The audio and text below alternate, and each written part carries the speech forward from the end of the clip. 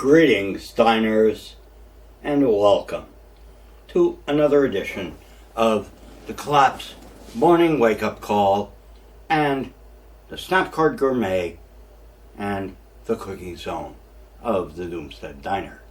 And we've rolled them all into one production these days, okay? So let's first, before we get into the collapse topics of the day, let us go over what the meal is, okay? All right? And I fixed up a bento box, all right, for this morning's brunch. And you can see a nice picture of it at the beginning of the video. And what I've got in it is I did some steak teriyaki, and I did that with filet mignon, which I picked up actually in Seattle, and it came back with me on the plane because I didn't have time to cook it up in Seattle, and I was overloaded with food while I was down there. As usual, I bought too much. Okay, you get me into a food superstore, and I don't stop buying. Buy. Okay? And then along with the steak teriyaki, I have garlic fried eggplant. It's this Italian eggplant, the mini size ones, and they're really tasty, okay? And have great texture. I like them much better than the big eggplants. But you can't get them up here. We haven't had them. So I brought those back from Seattle also. Okay? And then this should be shrimp tempura, but it's not. Okay? Because I don't have any tempura, and I was going to do up a batter and do the whole thing from scratch. No. Okay? Because I had, coconut shrimp in the freezer, frozen coconut shrimp, and so those are substituting for the shrimp tempura today. All right, and they're good too. All right, I like them a lot. They're a little sweeter than the tempura, but you know, it one or the other. It's okay. And then I have over here my favorite salad, if you will. Sort of salad, which is anchovy capped tomatoes. Okay, fish also, and then rice.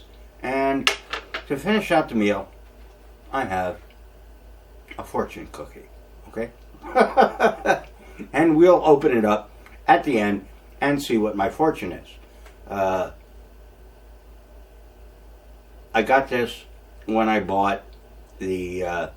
I think when I bought the fish, I'm not sure. Okay, but I got a fortune cookie somewhere from some Chinese meal that I took out, and so I still had it. It was nicely wrapped in plastic, so it's so fresh as those things go, and you know, it should be okay eating. But the most important thing in a fortune cookie is not the cookie, but the fortune. All right? And we'll find out what that is later. All right, so that's the meal. Oh, of course, also rice. All right? You can't have a Chinese, Japanese, any Asian meal without rice. And so I've got some white rice in here. I didn't use sticky rice for this one. I just used regular rice. Because I'm not making sushi or anything, and the sticky rice is more expensive. Okay, so what's going on in the world of collapse now that I'm back here on the last great frontier and somewhat safer from coronavirus than I was? Oh, yes, liquids to imbibe and drink and so forth during this video and with the meal. Sake. What can you have besides sake with a Japanese meal, right? Okay? I mean, you know, no Bloody Mary here. All right? And to wash stuff down with, I have Alaskan glacial water, the best water in the world. Okay, very good stuff. And I've got it in this cute little bottle now. See, I picked this up on the airplane. Okay, they were giving them out, and in first class, I rode first class down to Seattle. So, what's going on? All right, the big news remains the coronavirus, and it's expanding, continues to expand. I think there's something like 14 or 18 or somewhere in there, in the teens, deaths so far in the United States, and hundreds of thousands of cases worldwide of people infected. That's not the number of dead people, okay? That is just the number of infections that are being recorded as of now. And we don't know how accurate that reporting is, particularly in places like China, India, etc. So, we don't know. We still don't really know what's going on with coronavirus. But it does look, at this time, like it's going to be a big problem. And the stock market is pricing it in, and so forth and so on. The oil markets are pricing it in. You can price in dead people, okay? So many dead people makes the economy go down, yes. And not so much profit, okay? You need living, breathing people to make profits, okay? That's the way it works in capitalism. So, where we're going to go from here remains an open question. You do have to deal with the exponential function, all right? And that's a doubling rate. And what is 18 cases today could be 36 cases next week, 72 cases the week after, and so forth and so on. And it can go up quite rapidly from there. If a 1 week time period is the doubling rate, which I don't think it is. Okay, I think the best estimate I read was 6 weeks for the doubling period. So we'll see on that. And if it does continue to double through this month, then we've got a real fucking problem. Okay? A big fucking problem going on. And the latest I read was that a vaccine to deal with this virus is probably still 6 months away. All right? Now that's a lot of doubling times. Even if you're talking 6 weeks, it's a lot of doubling.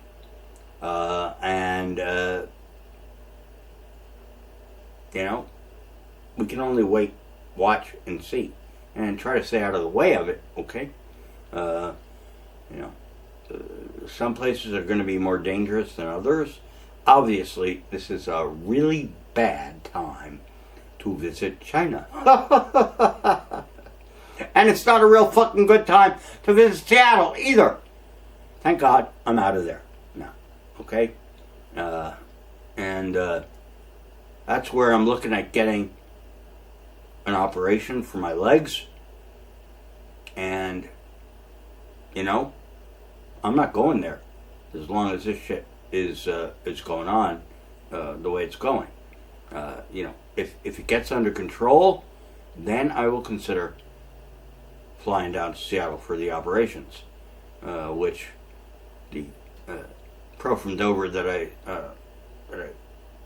saw down there, well, actually I saw his physician's assistant, and not him, but if I'm gonna have him do it, then I'm going to wait until this is somewhat under control, because there is no better place to catch a bad disease than in a fucking hospital. All right, MRSA, whatever. I caught last time I was in last year. I got an infection in my legs after I had acute anemia, and my legs blew up like balloons. Very ugly. And they kept me in there about 3 days on that one, feeding me antibiotics and so forth, to get that infection down. And, it was under control, and it was not MRSA. It was treatable by fairly common antibiotics. But I got heavy dosed. And I was in extreme pain. Extreme. The only thing that really could touch that pain was intravenous morphine. I mean, even the Percocets didn't do shit for that one. It was bad. Okay? But anyway, that's my problems. And anyway, so back here on the Last Great Frontier, we have the Iditarod coming up. All right? And that starts next week, I believe. And so I'm here in time for that. I wrote and videoed a lot last year about the Iditarod. I probably will not do so much this year, but it is the last great race on Earth. And I have so much respect for the guys and the dogs that do that race. That is a challenge of extreme proportions, and it's admirable that people still take on those kind of challenges these days. They're very important because you have to demonstrate your ability to survive and to persist and to keep on trucking no matter how tough it gets. And it got tough last year, and we'll see how it goes this year for these guys. I'm really looking forward to watching this race. And what else? Okay, the Democrats and the latest in the race for POTUS spot, and basically this week everybody fucking dropped out of the race. Pete Buttigieg, Mayor Pete, Amy Klobuchar dropped out too, and now Liz Warren dropped out. All right, she was the only one that was in there in double digits of support, and had the women's support, I'm sure, and so forth. But she dropped, so it has become a race between Biden and Bernie, the two B's, BB.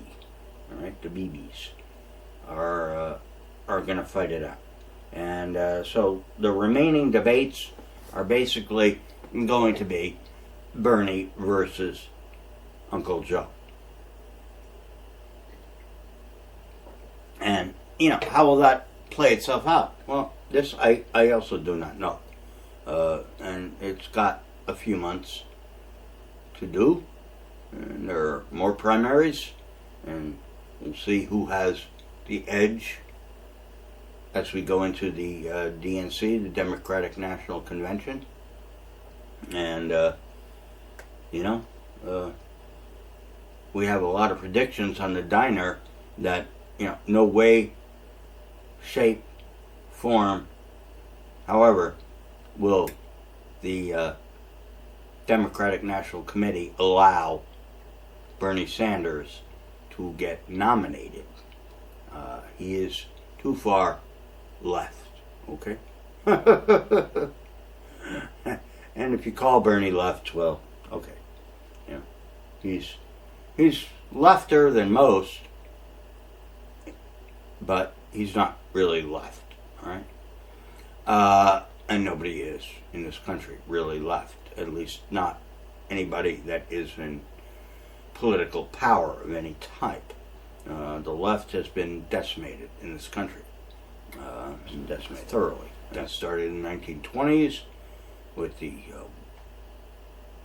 Wobblies, and then in the 1930s also, and there's just not much left. There's not much left, and there's not much of the left. So, we have to see how it goes. And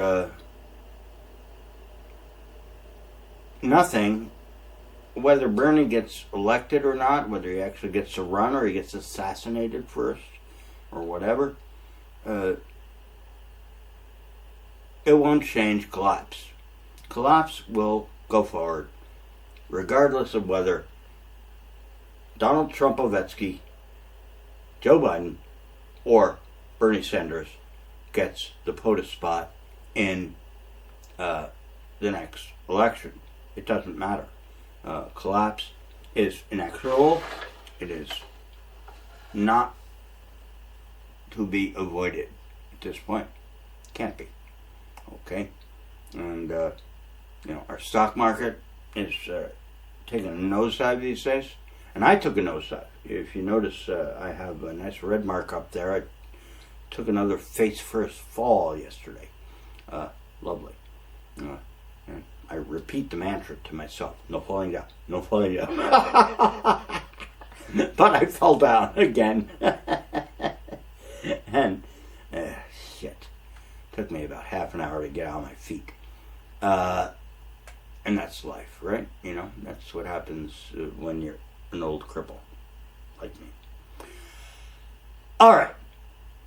We will go into this next week and see what happens. And that's what we'll do. This time, until next time, here on the Cooking Zone, Collapse Morning Wake Up Call, Snap Card Gourmet of the Doomstead Diner. Hasta la Bento Box.